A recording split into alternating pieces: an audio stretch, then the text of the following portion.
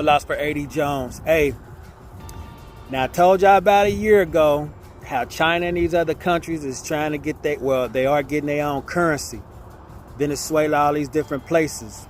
And now I see people starting to talk about how these countries are linking up. That's been in the works. But let me tell you let me just explain what could possibly happen in the future. Not fear-mongering.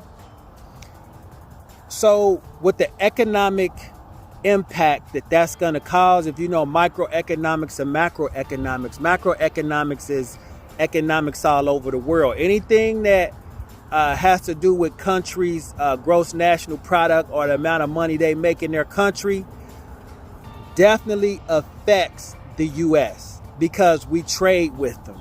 Like the big, I ain't going to name the countries, but the big countries, we trade with them. So their gross national or gross domestic product, which is what's actually their people making each other money or whatnot, it directly affects us. So what could possibly happen in the future is this. There's going to be employment, or there's going to be labor pools. The labor pools is going to be based on state. And what's going to happen is the US dollar, that the value can become so low on some real stuff. Each state might need to have their own labor pool, which is essentially like kind of, you can say it's like a plantation. Because each state is going to probably want to become separate. Like how Texas wanted to become separate. I mean, they're self-sufficient. They got oil. They got all that other stuff going on. But essentially, that's what could possibly happen. So I'm just giving you a heads up.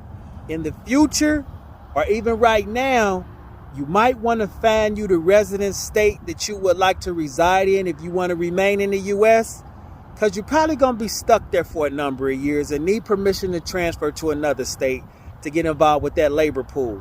And if anybody know anything about business, if you got somebody that's making you money, you don't want them going somewhere else making somebody else money. So you're going to kind of make it hard for them. Read between the lines. That being said, till next time, that's something light. Philosopher A.D. Jones.